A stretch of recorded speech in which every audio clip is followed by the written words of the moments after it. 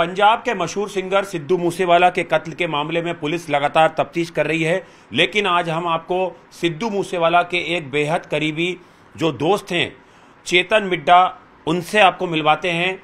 ये एक gun house के मालिक भी हैं और ये लंबे वक्त से सिद्धू मूसेवाला के दोस्त हैं। उनके पारिवारिक इनके साथ अच्छे रिश्ते थे, उनके साथ उठना बैठना था। सीधे हम बात करते हैं चेतन जी से। चेतन जी, सिद्धू मूसेवाला की दर्दनाक मौत हुई, उनका कत्ल कर दिया गया जी।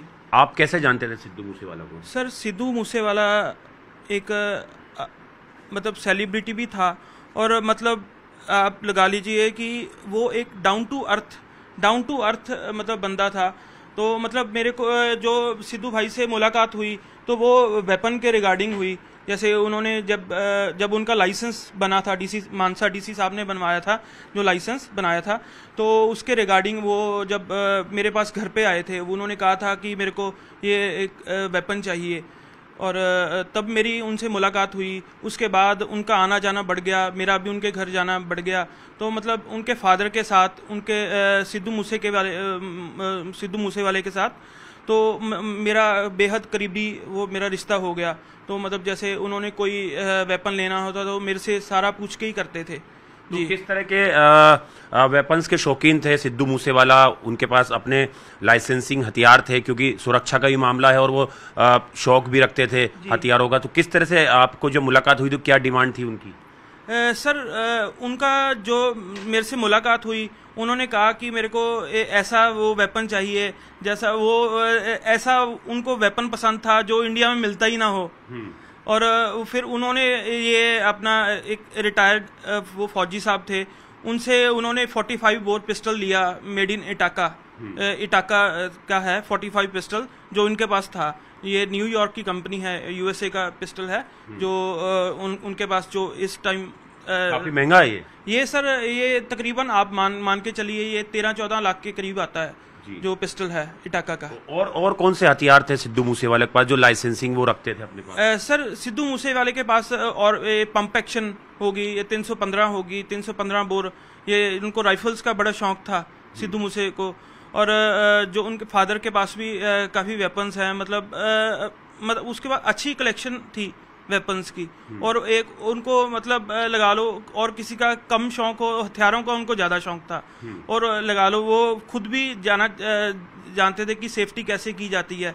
उनको वेपन्स चलाने का भी बड़ा शौक था, वो करने नए वेपन्स का, नई चीजों का उनका बड़ा शौक था कि मतलब जैसे आधुनिक हथियार जो ये एक हम देख रहे हैं एक हथियार आपके पास है, इसको दिखाइए जरा उठा के। ये भी सिद्धू इस्तेमाल करते थे, ये उनके फादर का? इसके बारे में ये उनके फादर का है। जब उनका लाइसेंस नहीं बना था तो सिद्धू इसके साथ ही वो अपना फायर करते थे। ये 12 बोर इनकी, ये फिर ये मानसा जो डीसी साहब ने उनके फादर को परमिशन दी, उस परमिशन के बेआफ से मैंने ये स्टॉक में ली है गन। और ये फट गया था तो आपने उनसे खरीद लिया था? हाँ जी, ये मैंने खरीद लिया था उनके फादर से। वो जो उनके फादर पे ये थी गन, वो उनसे मैंने ये खरीद लिया था उनके फादर से ये वेपन। जाहिर तौर पर आप भी काफी दुखी होंगे, आप अंतिम संस्कार में भी शामिल होने गए थे आपने बताया। हाँ जी। लेकिन ये बताइए चेतन जी, जिस तरह से गन कल्चर बढ़ रहा है जी सर, और गैंगस्टर हावी होते जा रहे हैं, उस पे आप गन हाउस के मालिक हैं, हथियार मुहैया हो जा रहे हैं क्रिमिनल्स को, कार्टिजेज मुहैया हो जा रहे हैं, कहाँ आपको लगती कमी है? सर, ये देखो, मेरे को इतना वो नहीं है, एक्सपीरियंस नहीं है ये सर। गवर्नमेंट को इस चीज पे सख्ती करनी चाहिए सर। ये आजकल पंजाब में जो गैंगस्टरवाद बहुत बढ़ रहा है, इस पे थोड़ी सी नकेल कसनी चाहिए सरकार को। तो मैं ये गवर्नमेंट को कहूंगा कि उनको थोड़ी सी ये करनी चाहिए। तो लीगली सारे हथियार बेचते हैं, लेकिन कुछ आपने बताया कि कुछ ऐसे भी लोग हैं जो इसका मिसयूज करते हैं अपने गन हाउस का क्रिमिनल्स के साथ। नहीं सर, ये ऐसे नहीं कहना चाहूँ सर, आप कह नहीं सकते। देखो, मेरे पास कोई प्रूफ नहीं है इस चीज का। तो मतलब ये थोड़ा सा गवर्नमेंट को करना चाहिए, थोड़ा सा वो नकेल कसनी चाहिए।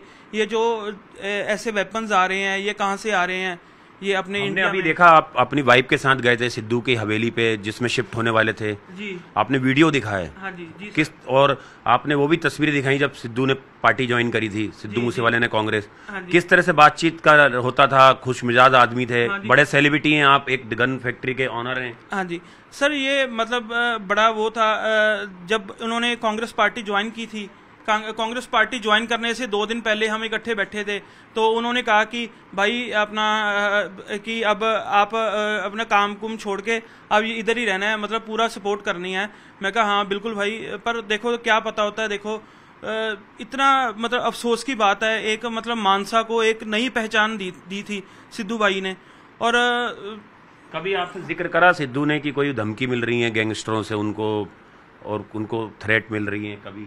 नहीं सर, कभी उन्होंने जिक्र नहीं किया। वो खुद ही बहुत शूरवीर थे, ये बहुत खुद शूरवीर थे वो। मतलब अपना वो जो होता है ना, क्या कहते हैं उसे, अपना जो अपनी सेफ्टी वो खुद रखना जानते थे सिद्धू भाई जी। तो ये देखिए, ये थे चेतन जो ऑनर हैं गन हाउस के। इनका सीधे तौर पे कहना है कि कैसे इनकी मुलाकात हुई सिद्धू मूसेवाला से, उनके पिता से, किस तरह से सिद्धू मूसेवाला इनसे राय लेते थे कि किस तरह के हथियार उन्हें रखना चाहिए, और वो शौक भी थे उनको सिद्धू मूसेवाला को हथियार रखने का, अत्याधुनिक हथियार रखने का अपने पास, जो लाइसेंसिंग हथियार होते हैं। लेकिन जिस तरह से उनका कत्ल किया गया है, लगातार पंजाब की कई टीमें जो हैं वो सिद्धू मूसेवाला के जो कातिल हैं उनकी तलाश में जुटी हुई हैं। सहयोगी चमन के साथ आनंद तिवारी, न्यूज़ 18 इंडिया, मनसा।